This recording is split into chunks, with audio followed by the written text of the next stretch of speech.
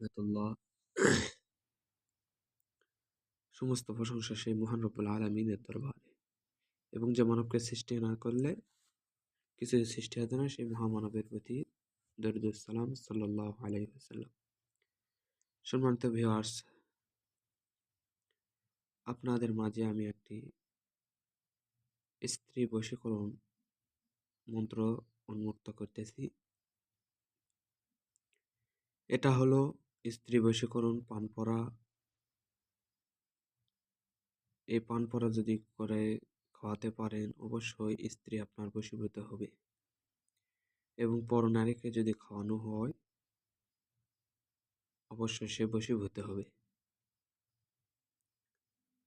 তো সম্মানিত ভিউয়ার্স, আমি আপনাদের মাঝে অসংখ্য বিদ্যা ইনশাআল্লাহ আল্লাহ পাক এবং হুজুর সাল্লাল্লাহু আলাইহি ওয়াসাল্লামের রহমতে ছাড়বো, সমস্যা নেই। সব কিছু ছাড়বো, আপনারা বলবেন কীরকম কী বিদ্যা লাগবে অবশ্যই বলবেন, আমি আপনাদের মাঝে উন্মুক্ত করার চেষ্টা করব। আর মন্ত্রর ব্যাপারে কিছু কথা। মন্ত্র পাইলেন আর প্রয়োগ করলেন এটা হবে না। সম্মানিত ভিউয়ার্স, মনোযোগ দিয়ে শ্রবণ করবেন। তো মন্ত্র পাইলেন আর প্রয়োগ করলেন তাহলে হবে না। আপনি কিছু বীজ রোপণ করেছেন, সেটাকে যত্ন করতে হবে, লালিত পালিত করার পরে তার ফলটা পাবেন। ঠিক তেমনি মন্ত্র পাওয়ার পরে আপনাকে কিছু সিদ্ধি করতে হবে। সিদ্ধি করার পরে মন্ত্রটি যদি ব্যবহার করেন অবশ্যই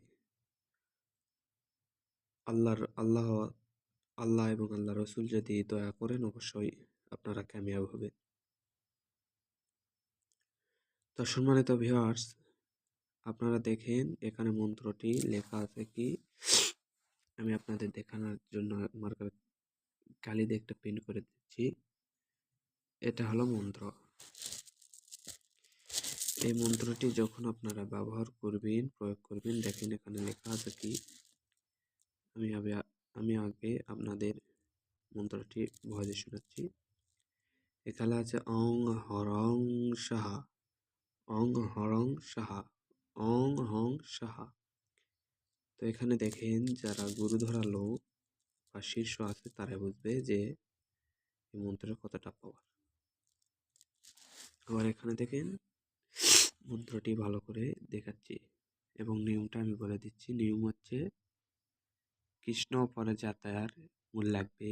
যারা জানেন অবশ্যই এটা সংগ্রহ করবেন, আর যারা জানেন না অবশ্যই আমার কাছ থেকে জেনে নেবেন যেটা কি।